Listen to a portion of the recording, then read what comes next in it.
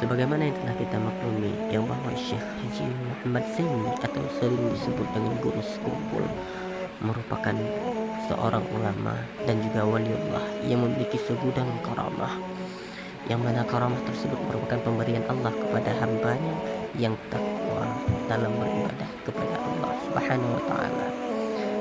Pada kesempatan kali ini saya akan membahas 3 dari sekian banyak karamah-karamah yang dimiliki oleh Abah Guru Sekumpul. Pertama, bioskop yang listriknya padam lalu besoknya ambruk. Suatu sore ketika Guru Zaini masih berusia belasan tahun, datang temannya yang masih familinya. Temannya itu mengajak untuk jalan-jalan ke pasar. Guru Zaini muda tidak keberatan asal tidak terlalu lama. Akhirnya mereka berdua berjalan menyusuri sepanjang pasar dan tanpa sadar mereka sudah berada di depan sebuah bioskop. Temannya itu mencoba mengajak Guru Zaini untuk masuk ke dalam bioskop. Dengan berbagai alasan Guru Zaini menolak halus ajakan itu. Namun sang teman tetap memaksa maksud sambil menarik tangan Guru Zaini muda. Dengan hati berat Guru Zaini menuruti keinginan temannya itu. Akhirnya apa yang terjadi tanpa diduga sebelumnya. Seketika seluruh aliran listrik di bioskop itu mati total dan pemutaran film pun berhenti. Bukan sekadar itu, keesokan harinya terbetik sebuah kabar bahwa bioskop itu ambruk. Sebuah tempat yang dimasuki oleh kekasih Allah akan berubah menjadi baik dan hilang kebatilan dari tempat itu. Subhanallah. Dan sungguh besar sekali penjagaan Allah terhadap hamba-hamba yang dicintainya. Yang kedua, angin yang berhembus kencang ketika Abah Guru dihukum sang ayah.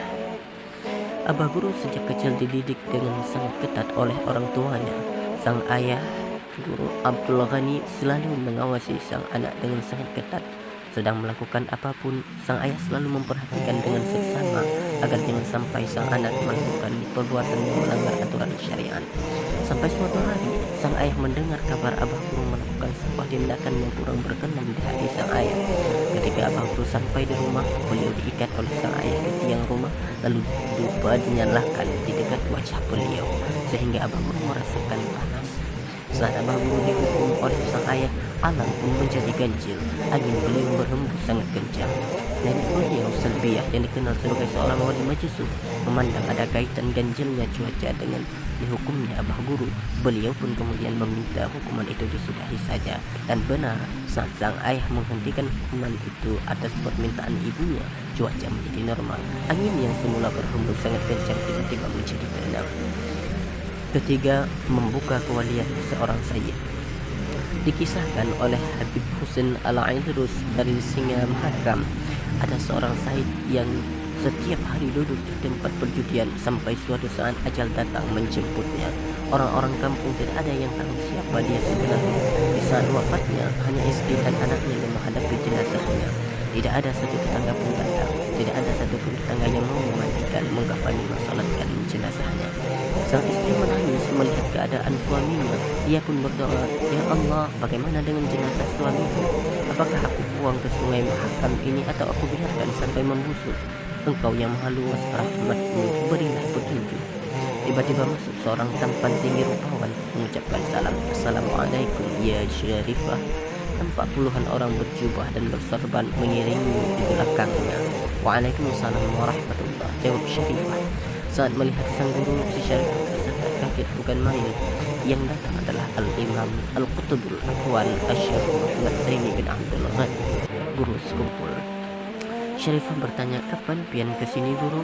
Kaltim dan Kalsel sangatlah jauh, apalagi kami di daerah Hulu Mahakam Kembang Janggut ini." Jawab Guru Sekumpul, "Allah yang memudahkan."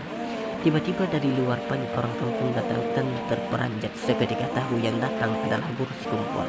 Maka mereka keheranan dan salah satu dari mereka berkata, "Wahai guru, ini adalah orang-orang yang senang berjudi, tiap hari duduk di tempat perjudian."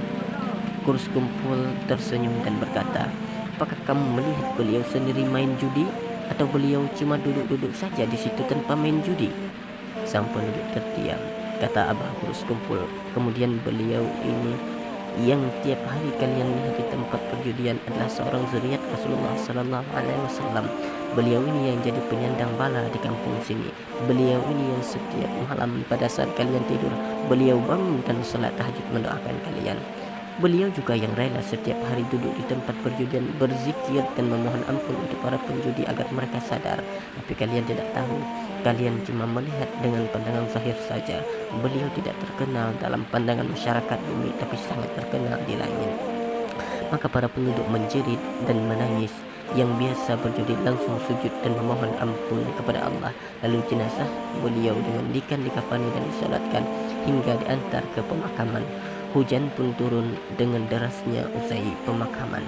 Janganlah kalian seperti itu. Walaupun dia berperilaku seperti itu, tapi sebenarnya dia tidak seperti itu. Berprasangka baiklah dengan makhluk Allah Subhanahu wa taala dan hati-hati. Kalau itu sunnah Sayyidil Wujud Rasulullah sallallahu alaihi wasallam, kalau tadi tetap dibiarkan seperti itu sampai Syarifah itu sakit hati, tenggelam nanti desa kalian ini. Murka Rasulullah sallallahu alaihi wasallam, murka juga Allah Subhanahu wa taala.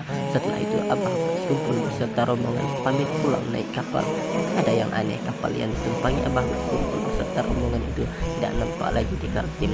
Sepertinya itu kapal alam Jibril. Sekian